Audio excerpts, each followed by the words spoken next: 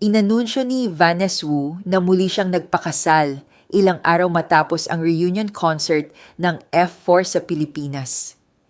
Ibinahagi ng Taiwanese-American singer at actor ang balita sa Instagram noong linggo, Hunyo 29. Sa larawan, makikitang magkahawak ang kamay nila ng kanyang asawa habang suot ang magkaparehong wedding rings. Hindi naman niya ipinakilala ang kanyang bride o ibinahagi ang detalye ng kanilang kasal.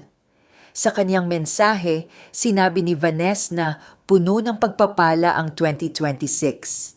Nagpasalamat siya dahil muli siyang nakapag-tour kasama ang kanyang mga kaibigan, nakapagtanghal sa entablado at natagpuan ang taong tinawag niyang pinakamahalaga sa kanyang buhay.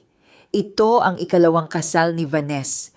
Una siyang ikinasal sa Singaporean entrepreneur na si Arisa Cheo noong 2013 bago sila nagdiborsyo noong 2018. Ang anunsyo ay dumating matapos ang reunion performance nila Jerry Yan at Vic Chu sa Philippine Arena sa Bulacan.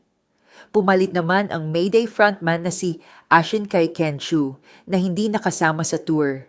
Nakilala si Vanessa bilang si Mei Suo sa hit Taiwanese drama na Meteor Garden na nagpasikat sa F4 noong 2001. Sa ngayon, patuloy ang pagbati ng mga tagahanga kay Vanessa sa panibagong yugto ng kanyang buhay.